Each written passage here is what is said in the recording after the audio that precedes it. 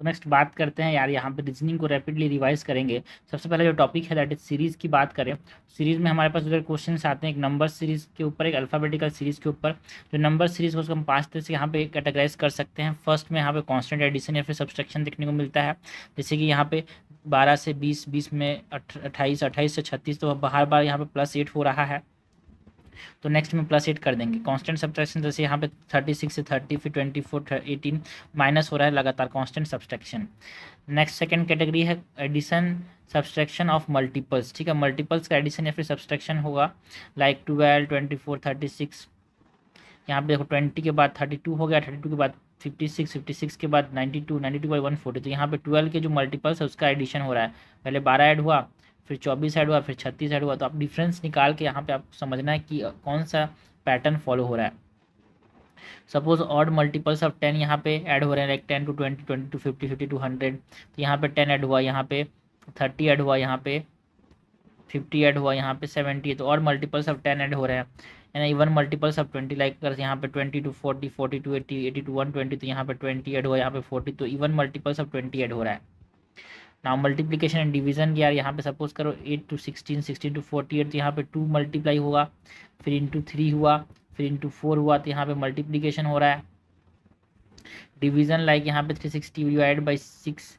तो यहाँ पे क्या हो गया 60 डिवाइड बाई 5। तो यहाँ पे क्या हो गया 2 डिवाइड बाई 4। तो यहाँ पे डिवीजन या फिर मल्टीप्लिकेशन हो सकता है यहाँ पे, या फिर ऐसा अल्टरनेट मल्टीप्लिकेशन एंड डिवीजन भी हो सकता है, लाइक 240, फिर 1200। फिर ये बहुत कॉमन है भाई, ये हमको देखने को मिलता है अल्टरनेट मल्टीप्लिकेशन और डिवीजन वाला।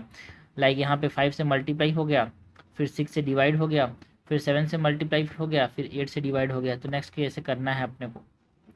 कैटेगरी 4 जो है स्पेशल नंबर टाइप है, like prime number, squares and cubes. यहाँ पे लाइक एक सीरीज है 12, 25, 42, 61, 82। यहाँ पे देखो भाई प्राइम नंबर्स ऐड हो रहे हैं। 13 is a prime number, 17 is a prime number, 19 is a prime number, 23 is a prime number. तो प्राइम नंबर्स का एडिशन हो रहा है। नेक्स्ट यहाँ पे 100, 125, 161, 210। तो यहाँ पे क्या हो रहा है कंसिक्यूटिव एंड स्क्वायर्स का यहाँ पे ऐड हो रहा है। लाइक 5 का स्क्वायर 25 ऐड हुआ, यहाँ पे कितना ऐड हुआ 36, मतलब 6 का स्क्वायर यहाँ पे कितना ऐड हुआ 49। तो डिफरेंस निकाल के आप समझना कि पैटर्न क्या फॉलो हो रहा है। या फिर कंसिक्यूटिव क्यूब्स का यहाँ पे एडिशन हो रहा है, लाइक 10 के बाद 74, फिर 74 के बाद 199, 190 के बाद 400। तो अगर ऐसे बड़े बड़े नंबर्स बढ़ रहे हैं तो समझना कि कुछ स्क्वायर्स का यहाँ पे क्या हो रहा है एडिशन या फिर सब्सट्रैक्शन हो रहा है।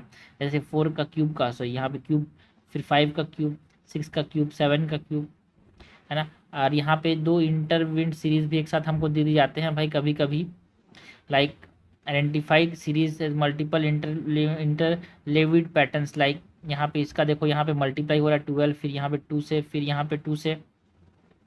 ठीक है, मतलब यहाँ पे 3 से मल्टीप्लाई हुआ, फिर 2 से, फिर 3 से मल्टीप्लाई हुआ। यहाँ पे देखो 5 से 15 हुआ, मतलब 10 से एडिशन हुआ, फिर 15 से 35, फिर 15 एडिशन हुआ, फिर यहाँ पे 30 एडिशन हुआ। इसी प्रकार का यहाँ पे आपको देखना है कितना एडिशन होगा।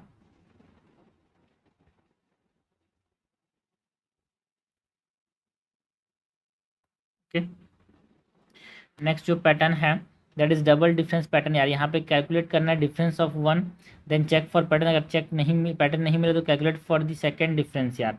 लाइक यहाँ पे देखो 10, 15, 42, 13, 372। यहाँ पे जब माइनस कर रहे हैं तो कोई पैटर्न नहीं मिल रहा है। 5, 27, 71, 159, 335। पर जब दूसरी बार हमने सब्सट्रैक्ट किया तो 22, फिर 44, फिर 88, फिर 176 इंटू 2 देखने को मिल रहा है, ये 2 गुना हो रहा है। नेक्स्ट यहाँ पे कंटिन्यूस अल्फ़ाबेटिकल सीरीज़ की बात करें तो अल्फ़ाबेटिकल सीरीज़ है तो यहाँ पे टोटल गिवन लेटर्स को काउंट करेंगे, डिवाइड करेंगे सीरीज़ को इनटू इक्वल पार्ट्स, एनालाइज करेंगे फॉर पैटर्न यार, लेटर ग्रुपिंग करेंगे। लाइक फॉर एग्जांपल यहाँ पे सपोज इतने सारे दिए हुए हैं, उसमें हम काउंट करेंगे पहले तो 1, 2, 3, 4, 5, 6, 7, 8, 9, 10, 11, 12, 13, 14, 15, 16, 17, 18, 18 ठो है। इसको सबसे लोएस्ट 3 का ग्रुप यहाँ पे 6 ठो बांट सकते हैं, है ना। इक्वल पार्ट्स में डिवाइड करेंगे, फिर एनालाइज करेंगे लेटर ग्रुप को। तो ये हमने बात किया अबाउट एक सीरीज वाले क्वेश्चन को कैसे सॉल्व करना है। नेक्स्ट कोडिंग डिकोडिंग वाले जो क्वेश्चंस होते हैं उसको कैसे सॉल्व करना है उसकी बात करें तो देखो भाई इसमें आपको नंबरिंग रहती है भाई। तो ABCDEFGHIJKLMNOPQRSTUVWXYZ जो होगा ये नंबरिंग होगा 1 2 3 4 5 6 7 8 9 11 12 13 14 15 16 17 18 19 20 21 22 23 24 25 26 26 यहाँ पे नंबरिंग होगी। फॉरवर्ड ऑर्डर में ये होगा, बैकवर्ड ऑर्डर में यहाँ पे 26A नंबर पे ऐसा होगा, Z1 पे होगा, एंड अपोजिट लेटर्स की बात करें तो ये आप इसको लिख के याद लेना भाई, क्योंकि ज़्यादा टाइम लगता नहीं है लिखने में, 126 तो वर्ड है। मेन चीज़ है जल्दी आपको ट्रिक करना है, फॉरवर्ड ऑर्डर का याद रखना है। तो यहाँ पे एक होता है सिलोरॉक्स फार्मूला, याद करने का तरीका है, बाकी मैं तो याद नहीं करता भाई, मैं तो लिख लेता हूँ तुरंत तुरंत, ज़्यादा टाइम लगता नहीं है, ठीक है। तो सिफ्लोरॉक्स आपको याद रखना है, फिर 3, 6, 9, 12, 15, 18, 21 है ना, एक हमारे पास बस 16 आएगा। या फिर इजोटी फॉर्मूला याद रख लो, जो इजोटी में क्या हो रहा है, 5 का मल्टीपल है 5, 10, 15, 20, 25। इजोटी 5 वर्ड है, इजोटी, मैं तो इजोटी याद रखता हूँ, मेरे को आसान लगता है ये इजोटी। 5, 10, 15, 20, 25 है ना। अगर आपको कोई बैकवर्ड पोजीशन पूछा जाए तो कैसे करना भाई, 27 minus forward position of the letter minus कर देना। अपोजिट लेटर का पोजीशन पूछा जाए तो 26 minus forward position of letter +1, ठीक है। फॉरवर्ड पोजीशन हमेशा याद रखना, किसी भी लेटर का फॉरवर्ड पोजीशन याद रख लेना। अगर बैकवर्ड पोजीशन 27 से माइनस कर देना, अगर आपको अपोजिट लेटर पूछा जाए तो 26 से माइनस करना, +1 कर देना। नेक्स्ट क्लॉक प्रॉब्लम्स की बात करते हैं।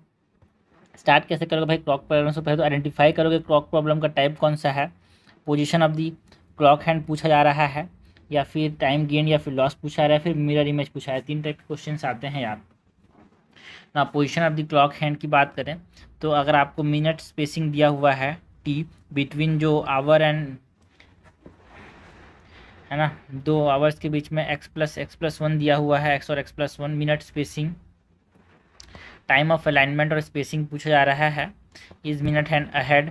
अगर मिनट हैंड अहेड है यस, सो टाइम फार्मूला क्या होगा, time is equal to 5x ± t into 112/11 plus for ahead and minus for behind. Result क्या है, टाइम पास्ट x आ जाएगा यहाँ पे, नो है तो भी, ठीक है। इसमें क्या होता है ना, position of the clock minute spacing दिया हुआ है, minute spacing t between hour x and x+1, 4 घंटे और 5 घंटे इतना मिनट में यहाँ पे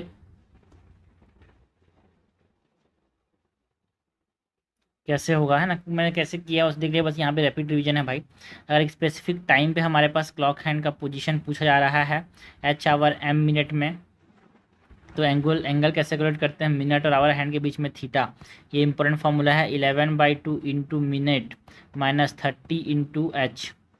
ये हमारे पास आवर हैंड और मिनट हैंड के बीच में एंगल आ जाएगा, एंगल किस में आएगा, डिग्री में है ना भाई। क्या फार्मूला है, 11/2 into m minute minus 30h, 11/2 m minus 30h। Angle between minute hand and hour hand अगर हमने देखा 0 डिग्री है, तो 12 आवर्स में 11 बार, दूसरे से यहाँ पे 0 डिग्री कितने बार होता है, मिनट एंड आवर हैंड का 12 घंटे में 11 बार, 24 घंटे में 22 बार, है ना। 90 डिग्री कितने बार होता है, 12 घंटे में 22 बार, एंड आवर 24 घंटे में 44 बार, एंड 80 डिग्री कितने बार होते हैं, 11 बार, एंड 24 आवर में 22 बार। नाउ टाइम गेन और लॉस अगर हमसे पूछा जाए, क्या दिया हुआ है, minute hand goes ahead every x minute, ठीक है। हर मिनट जो है रियल टाइम के x minute minute our minute hand आगे चला जाता है, तो लॉस एंड गेन का फॉर्मूला क्या होगा, 720/11 माइनस x इंटू 6। सबसे इंपॉर्टेंट फॉर्मूला तो यही है यार, यहाँ पे सबसे जो क्वेश्चन जो आते हैं। एंड यहाँ पे जो गेन एंड लॉस का फॉर्मूला क्या है, 720/11 minus x into 60 into 24/x minute हर डे ये गेन करेगा, है ना। अगर ये रिजल्ट नेगेटिव है तो लॉस करेगा, पॉजिटिव है तो गेन करेगा, ये फॉर्मूला याद रखना। 720/11 minus x into 620 into 24/x। Now अगर mirror image of a clock पूछा जा रहा है, हमारे पास current time on the clock दिया हुआ है, तो सब्सट्रैक्शन फार्मूला इस्तेमाल करना है। मिरर इमेज क्या होगा भाई, 11 आवर माइनस 60 मिनट में गिवन टाइम को माइनस कर देंगे। अगर सेकेंड्स हो गया तो 11 आवर 59 मिनट 60 सेकेंड में माइनस करेंगे, ठीक है। लाइक टाइम अगर 5:45 है तो मिरर इमेज कितना होगा, 11 60 में माइनस करना है, तो 5 माइनस 6 5 11 माइनस 5 6 देन 60 माइनस 45 15, तो मिरर इमेज क्या होगा 6:15। नेक्स्ट हम बात करते हैं कैलेंडर वाले प्रॉब्लम्स की रीजनिंग के अंदर, है ना। तो आइडेंटिफाई करना है प्रॉब्लम्स को, ईयर टाइप डिटरमाइन करना है, जिस इज अ सेंचुरी ईयर, अगर सेंचुरी ईयर है यस तो सेंचुरी ईयर को 400 से डिवाइड करेंगे, है ना, अगर मल्टीपल्स ऑफ 100 में है। अगर सेंचुरी ईयर नहीं है तो स्टैंडर्ड ईयर होगा, डिवाइड बाई 4 करेंगे, ठीक है। अगर 400 से डिवाइड किया तो 400 से डिवाइड हो जा रहा है तो ये लीप ईयर होगा, नहीं डिवाइड हो रहा है तो ऑर्डिनरी ईयर होगा। लाइक 20,000, 2400 ये सब क्या है, 2400 this are the leap year and 2100 is non leap year. तो एक लीप ईयर में कितना होगा, 366 डेज होते हैं एंड 2 ऑड डेज होते हैं। ये इंपॉर्टेंट है भाई, एक लीप ईयर में 2 ऑड डेज। ये ऑड डेज का रूल है हमको कि एक पर्टिकुलर डेट दिया जाता है और इस दिन इतने तारीख को क्या डे होगा ये हमसे पूछा है, तो मेन तो हमको ऑड डे कैलकुलेट करना है। तो लीप ईयर में 2 ऑड डेज होते हैं, ऑर्डिनरी ईयर में 1 ऑड डे होता है। 4 से डिवाइड करेंगे, अगर डिवाइड हो जा रहा है तो वो लीप ईयर होगा, 366 डेज होंगे और 2 ऑड डेज होंगे, ठीक है। लीप ईयर में यहाँ पे क्या होता है, ज़्यादा ऑड डेज होते हैं। एंड ऑर्डिनरी ईयर्स में क्या होता है, यहाँ पे 365 डेज होता है और 1 ऑड डे होता है। मंथ्स के ऑड डेज आपको याद होने चाहिए भाई, ठीक है। तो जनवरी में कितने 3 ऑड डेज होंगे, फरवरी में अगर ऑर्डिनरी ईयर है तो 0 ऑड डे, लीप ईयर है तो 1 ऑड डे, मार्च में 3, अप्रैल में 2, है ना।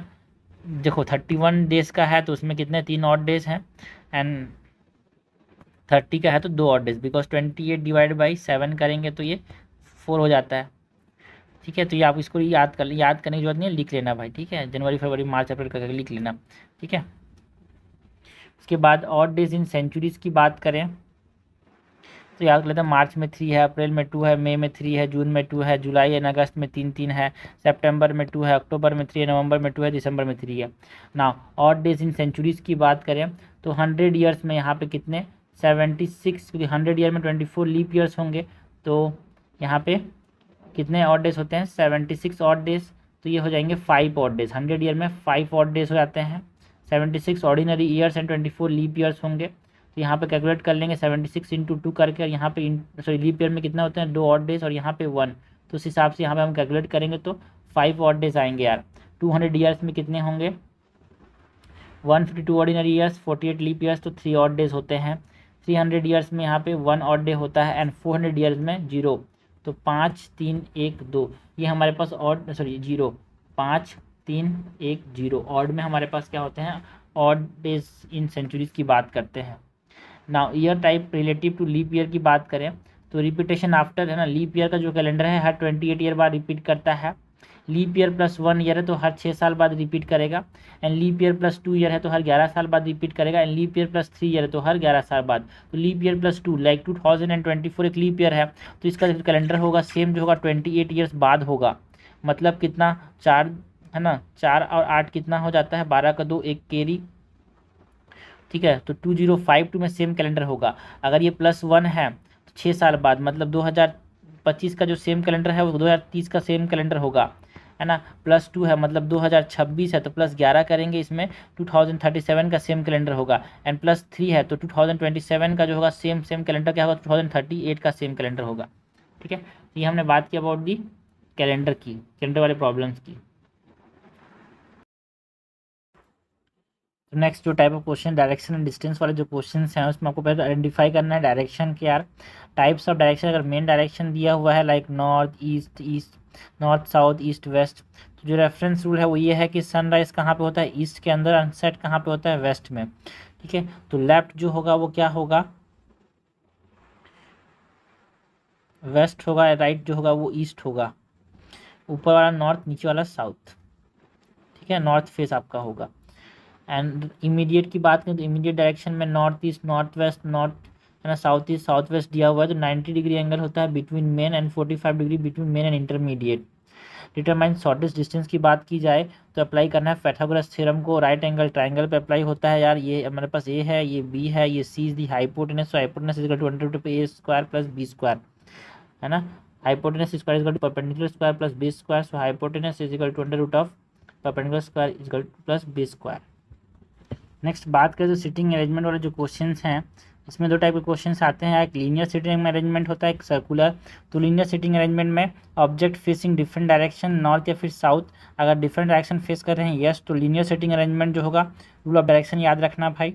नॉर्थ फेसिंग पर्सपेक्टिव है, नॉर्थ फेसिंग है सब तो उसके राइट में ये लेफ्ट में ये, है ना। अगर साउथवर्ड फेसिंग है तो पर्सपेक्टिव में ये लेफ्ट होगा ये राइट होगा, एंड अगर नॉर्थ एंड साउथ फेसिंग नहीं है तो perspective are consistent and left and right is right. अगर दे आर, है ना, ऑब्जेक्ट जो है वो सर्कुलर फेसिंग है, इनवर्ड या आउटवर्ड, तो इनवर्ड में हमारे पास ये ए इनवर्ड है, ये बी है, तो ये ए का राइट इधर वाला है एंड ए का लेफ्ट इधर वाला है फेसिंग दी सेंटर अगर, एंड ये बाहर देख रहे हैं आउटवर्ड फेसिंग है, तो ए का राइट इधर वाला है, बी का ए का राइट लेफ्ट इधर वाला है। So facing the direction opposite to the centre. Analyse करना है क्लूज को रिलेटिव पोजीशन आर की यहाँ पे, ठीक है, यहाँ पे भी हमको एनालाइज करना है क्लूज एग्जैक्ट रिलेटिव पोजीशन जो है यूज़ करना है क्लूज को टू एनालाइज, है ना, analysis to the place object and complete करना है अरेंजमेंट को, ठीक है। नेक्स्ट ब्लड रिलेशन की बात करें तो ब्लड रिलेशन वाले जो क्वेश्चन है इसमें पहला स्टेप क्या होता है, सॉल्व करने के लिए प्रॉब्लम को अच्छे से पढ़ना है, ऑल मेंबर्स को आइडेंटिफाई करना है, प्लस का इस्तेमाल करना है मेल्स के लिए, माइनस का इस्तेमाल करना है फीमेल्स के लिए। स्टार्ट विद डायरेक्ट रिलेशन, जो डायरेक्ट रिलेशन दिए हुए हैं उसको उससे स्टार्ट करेंगे, like A is the parent of B mark them, ठीक है। हॉरिजॉन्टल लाइन सिबलिंग्स के लिए, ब्रदर एंड सिस्टर के लिए, parallel line husband and wife के लिए, अगर मैरिज हो गया तो वर्टिकल लाइन जो है पेरेंट एंड चाइल्ड रिलेशन के लिए। स्टेप 4 की बात करें तो ये स्ट्रक्चर ऑफ जनरेशन बनाना है। अपर जनरेशन ऊपर रहेंगे like parents grand parents, middle generation में सिबलिंग सेल्फ या फिर स्पाउस को रखेंगे, लोअर जनरेशन में चिल्ड्रेंस को रखेंगे।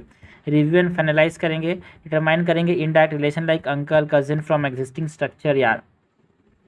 Family tree like A B C are husband wife pair, तो ए एंड बी यहाँ पे एक मेल होगा एक फीमेल होगा। सी और ई भी हमारे पास हस्बैंड वाइफ है, एक मेल होगा एक फीमेल होगा। सी एंड डी जो है वो हमारे पास सिबलिंग ग्रुप है, तो सी और डी को इस प्रकार से बनाना है। एफ एंड एच और जी ये भी हमारे पास सिबलिंग है, तो इस प्रकार से बनाएंगे। ये सब मेल्स हैं, ए सी एफ जी, ये देखो भाई ए सी एफ जी ये सब मेल्स है तो प्लस से रिप्रेजेंट करेंगे। B D E F are females, तो बी डी ई एफ को एफ बोलता हूँ, एच इज़ नेगेटिव से रिप्रेजेंट करेंगे। ए बी जो है वो फर्स्ट जनरेशन हो गया, डी सी ई जो है second generation and H F G जो है थर्ड जनरेशन, ठीक है। तो ये ब्लड रिलेशन वाले क्वेश्चन कैसे सॉल्व करना है। Next problems based on edges की बात करें, सो प्रॉब्लम जो कि बेस्ड ऑन एज होते हैं उसमें की कॉन्सेप्ट क्या है, प्रेजेंट एज हमको निकालना है। If person is X year, age after N year is X plus N, age after N year ago is X minus N, ठीक है। की कॉन्सेप्ट है कि आज का एज निकालो। एवरेज एज ग्रुप की बात करें तो इनिशियल एवरेज एम है for N person, then new group of person P with average X join, तो जो न्यू एवरेज होगा वो क्या होगा, N into M plus P into X upon N plus P, sum of ages upon total number of persons. Time shift logic ये है, move the past use subtraction, अगर हम पास्ट जा रहे हैं तो फ्यूचर में जा रहे हैं तो एडिशन ऐड करेंगे।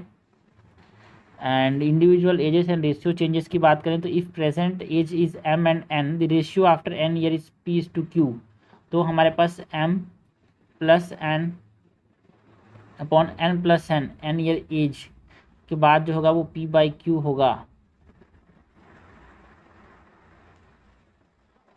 रेशियो बेस्ड प्रेजेंट एजेस की बात करें तो if present ratio is M is to N, suppose ages are M X and N X, then after T years ago और T years ratio is A by M, ठीक है। तो X M X plus T upon N X plus T is equal to A by B, simple सा है। P Y Q tips ये है कि complex standards को ब्रेक डाउन करेंगे, birth of person X identify करेंगे, की स्टेटमेंट्स लाइक स्टेटमेंट 2 यहाँ पे, है ना, कौन सा स्टेटमेंट बेस है, एस्टेब्लाइज करेंगे फॉर्मूलाज यार। रैंकिंग की बात करें तो रैंकिंग वाले जो प्रॉब्लम्स हैं, है ना, रैंकिंग वाले प्रॉब्लम्स में हमारे पास पोजिशनल इंटरचेंज होता है and multiple person in a row, single person in a row. तो पोजीशन इंटरचेंज हो गया तो हमको टू फाइंड टोटल, तो sum of particular position of a place different person from both side -1 कर देंगे। And to find new position of second person same side से, तो position of second person from the same side as before interchange plus position of first person after interchange, and position minus करेंगे position of first person before interchanging from the same side. And to find the person between, so difference in the position of person, same person whose position from the same side and after interchanging the sign is given, तो -1 करेंगे उसमें। Single row इन, है ना, single person इन रो है तो rank जो होगा position from the left और top, rank is total minus rank from the right +1, right और bottom +1। Total number in a queue और रो है तो position from left and right plus position from the right -1 करेंगे। Total number of हमारे पास अगर suppose एक इंसान 5वें नंबर में है दाहिने से, 7वें नंबर में है बाएं से, तो 7 + 5 - 1 करेंगे, दैट इज हमारे पास कितना पर्सन आ जाएंगे यार, 12 - 11 लोग होंगे। मल्टीपल पर्सन इन रो है तो मैक्सिमम नंबर ऑफ पर्सन कितने होंगे, position of P1 from left और top plus position of P2 from right और बॉटम प्लस मिडिल प्लेस को कर देंगे तो मैक्सिमम नंबर ऑफ पर्सन आ जाएगा। मिनिमम नंबर ऑफ पर्सन कैसे निकालेंगे, position of P1 from the left और top plus position of P2 from the right और बॉटम माइनस मिडिल प्लेस -2 करेंगे मिनिमम नंबर ऑफ पर्सन के लिए -2 ना। पूरा कैसे सॉल्व किया क्वेश्चन को मैंने दिखाया है पहले। नेक्स्ट सिलोजिज्म वाले क्वेश्चन की बात करें तो सिलोजिज्म में हमारे पास वेन डायग्राम बनाते हैं, स्टेटमेंट दिए होते हैं A N some A are B, तो इस प्रकार से हम बताएंगे some A are B and some B are C, तो some A are B and some B are C इस प्रकार से बनेगा। ऑल ए आर बी, तो ए अंदर में होगा बी बाहर में होगा, ऑल ए आर बी, ठीक है, all A are B and all B are C, ठीक है, all A are B and some, all A are B and some B are C, इस प्रकार से होगा all A are B and all B are C, ये अंदर में आएगा भाई, ये जो होगा all A are B and all B are C, तो ये हमारे पास एक इसमें आएगा, अंदर में आएगा। Some A are B and all B are C, some A are B and all B are C, इस प्रकार से आएगा, ये इंपॉर्टेंट है, लोग इस पर कंफ्यूज कर जाते हैं। And all B are A, all B are A and all C are A, इस प्रकार से बनेगा नो ए इज बी, तो इस तरह से अपोजिट करके क्रॉस करा देना आप अलग से करके। And all A are B and no B are C, all A are B and no B are C, इस प्रकार से बनेगा। All A are B, all A are B and no A are C, तो इस प्रकार से बनेगा। Some A are B, some A are B and no B are C, तो इस प्रकार से बनेगा। Some A are B and no A are C, some A are B and no A are C, इस प्रकार से बनेगा। तो सिलोजिज्म में वेन डायग्राम बनाना बहुत जरूरी है रिलेशन वाले क्वेश्चन में। नेक्स्ट क्यूब एंड डाइस वाले क्वेश्चंस की बात करें तो क्यूब्स में क्या होता है, क्यूब्स एंड क्यूबॉइड्स में इट इज़ अ क्यूब और नॉट, तो क्यूब है यस तो लार्ज साइड स्मॉल साइड होगा, क्यूबॉइड है तो यहाँ पे टोटल क्यूब्स कितने बन जाएंगे भाई, volume of cuboid upon volume of smaller cubes निकालेंगे, टोटल क्यूबॉइड निकल जाएगा, टोटल क्यूब निकल जाएंगे। एम लार्ज साइज है, एन जो है स्मॉल साइड है, जो स्मॉल एन बनेगा तोड़ने के बाद, ठीक है, तो वो कितना होगा M into M upon M N into N. Total number of cube जो होंगे वो एन क्यूब होंगे। जीरो फेस पेंटेड कैसे निकालेंगे भाई, n-2 का cube, zero face painted inner layer, one face painted क्या होगा 6 इंटू n-2 का स्क्वायर, टू फेस पेंटेड क्या होगा 12 इंटू n-2। सबसे ज़्यादा क्वेश्चन जो पूछाता है वो होता है जीरो फेस पेंटेड का, तो n-2 का क्यूब जितने पार्ट में काट रहे हैं, to face painted 12 into n-2 है ना, वन फेस में स्क्वायर कर देंगे और ये 6 हो जाएगा सामने वाला। थ्री फेस पेंटेड कितने होंगे, जो वर्टेक्स वाले होंगे 8 ही होंगे, ठीक है बात, ये याद रखना। One face zero face painted n-2 का क्यूब, n-2 हर जगह है यहाँ पे except three face painted. One face painted में 6 इंटू n-2 का square, 12 into n-2 is two face painted, तो ये 2 वाला आ जाएगा तो 12 फेस हो जाएगा, 12 आ जाएगा तो 2 face. And zero face painted cuboid में कैसे निकालेंगे, L-2 B-2 H-2 से। वन फेस पेंटेड की बात करें तो 2 into L-2 B-2 into H-2, cuboid का उतना कम आता है, वन फेस पेंटेड H-2 करेंगे यहाँ पे, है ना। टू फेस पेंटेड यहाँ पे 4 into length plus breadth plus height -6, and three face painted तो हर जगह सेम होगा भाई, 8 ही होंगे कॉर्नर वाले।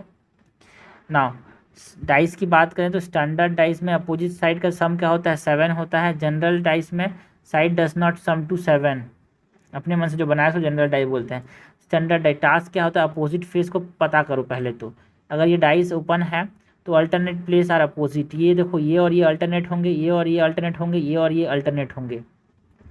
अगर dice is a multiple closed position, अगर ये बहुत सारे डाइस है मल्टीपल क्लोज्ड पोजीशन में, तो वन कॉमन साइड को पता करेंगे पहले। देखो यहाँ पे वन कॉमन साइड है 3, ये भी 3।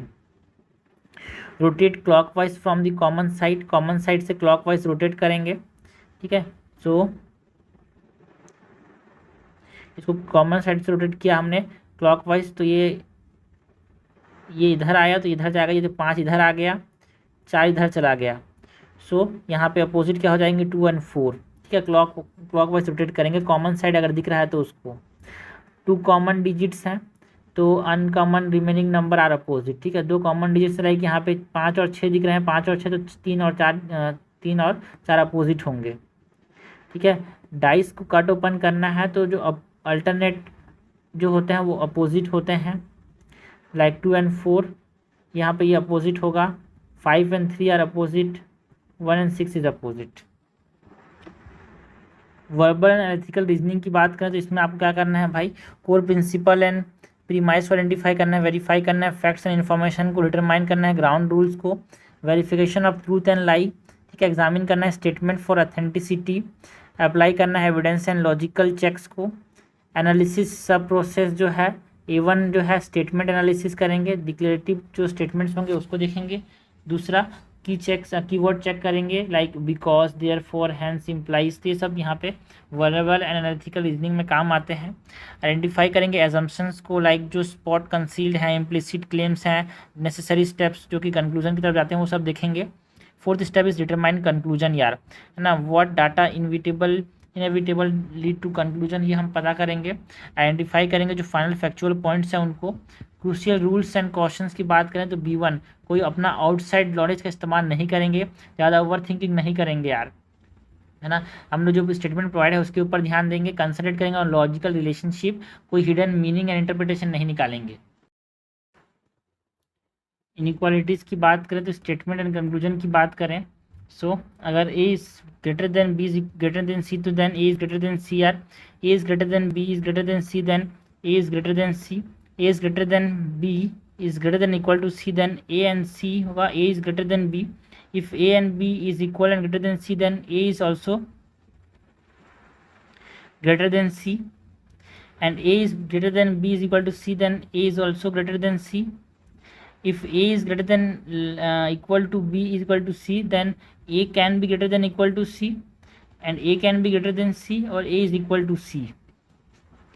A equals to B is greater than C then A is greater than equal to C, A is greater than C, A is equal to C, A is greater than equals to B greater than equals to C, तो यहाँ पे A is greater than equal to C, A is greater than C and A is equal to C, ये हमारे पास possibilities आ सकती हैं।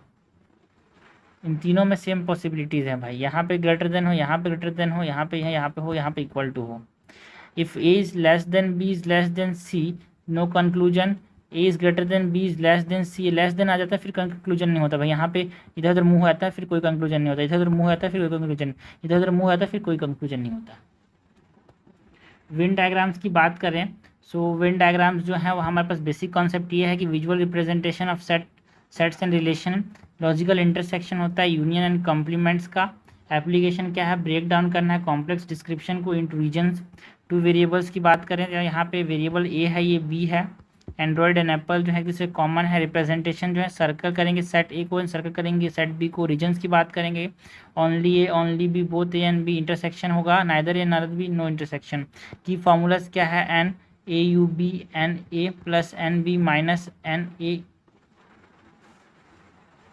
छोटा उल्टा U B, ये वेन डायग्राम होता है।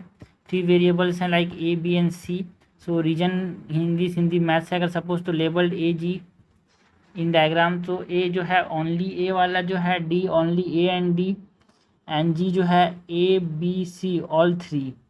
सो फॉर्मूला में कॉम्प्रिहेंसिव सेट में कैसे निकालेंगे, N A U B U C, summation method करेंगे, Z is equal to A plus B plus C plus D plus E plus F plus G, so N A plus N B plus N C minus D E F minus 2G।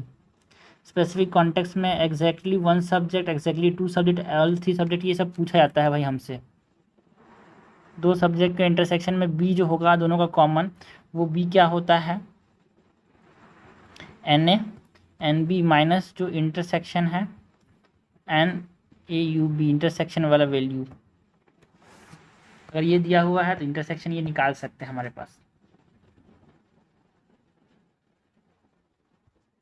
फिर हमने बात की reasoning की एक rapid form में, है ना। Application क्या है भाई, हमको down break down complex description to reasons के लिए हमारे पास वेन डायग्राम का इस्तेमाल करते हैं।